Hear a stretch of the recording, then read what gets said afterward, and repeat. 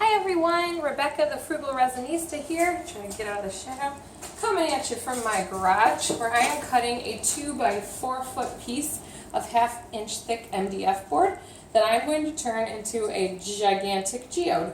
Now, I'm going to talk you guys through how we would do this as a coffee table because I know a lot of people love the idea of doing a coffee table, but it's really intimidating. It's been intimidating for me too. So we're going to talk through that. But this one specifically is not going to be a coffee table, even though the whole process would go the same up until adding the legs. So as we get through this more, I'll show you more. I am using my jigsaw, and I've already done part of this cut, and I'm going to finish it off so you guys can see it. So again, like I did a few videos ago with my golden white, I'm leaving part of this as straight lines because I just really like that look of the mix between kind of a sleek, classy look and a more organic shape. So I've got most of my bottom and one side that'll be straight and the rest is going to be curved. I'm going to finish cutting through this curve, and then I'm going to show you guys how I cut the middle by using my drill to start a hole and then to go the rest of the way through it. So here we go.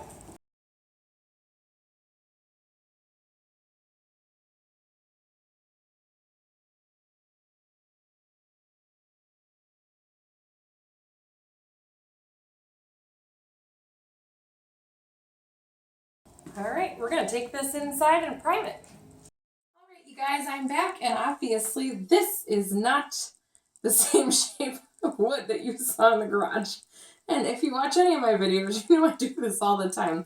I have a plan, and then I start the plan, and then I change the plan. And you know, I really think that's important for you to be able to do because you might have a really good idea halfway through working on a piece, and if you don't follow along with that and think, oh, I should probably stick to what I'm doing, oh man, you could miss out on some of the coolest stuff.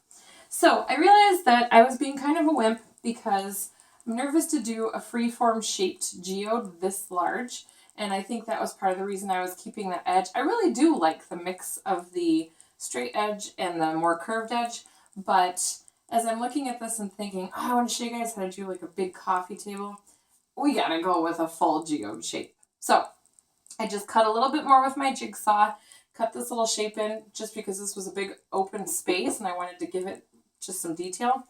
And then I just really lightly, almost just once, went around all the edges like this with sandpaper just to get the little bits off. But I really want a flat surface there. I don't want it to curve because of the resin.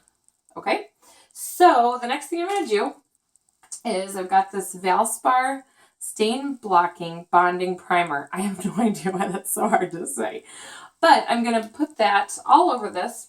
I am using just the insert of a paint pan because this isn't a huge project, and so why spend the money on all that? I think this was like 3 of these for $1. And the one other thing I'm using that I feel like is kind of important is I have a 3-inch foam roller for my paint. And I did spend the money on this because you can definitely do this with a paintbrush, but you'll get some streaks and things. And I do want this to be as smooth as possible for when I start pouring my resin. So we're going to speed this up as always. Here we go.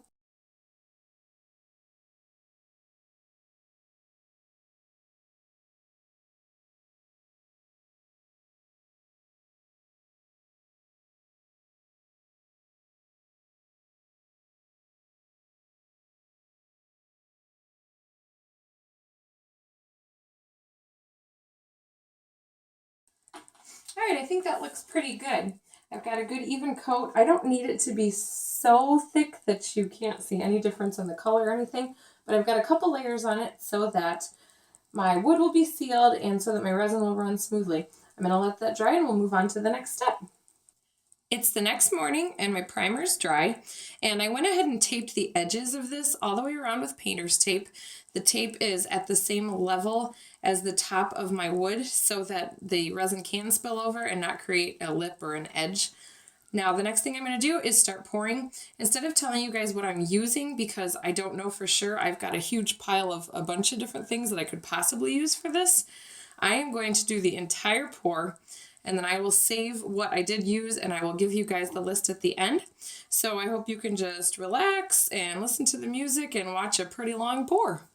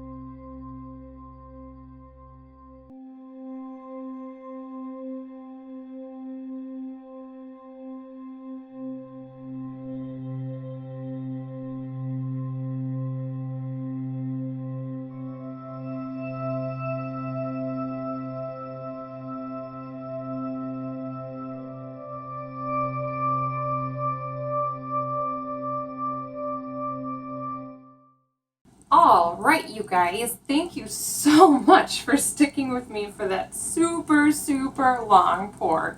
I really appreciate it, and I hope you enjoyed watching. I'm going to go through my colors and all the different things I used briefly if you are wanting to know, and then I will finish this whole thing up. For my red color, I used Deco Art Berry Red mixed with Pearl-Ex in Scarlet and English Navy by Apple Barrel.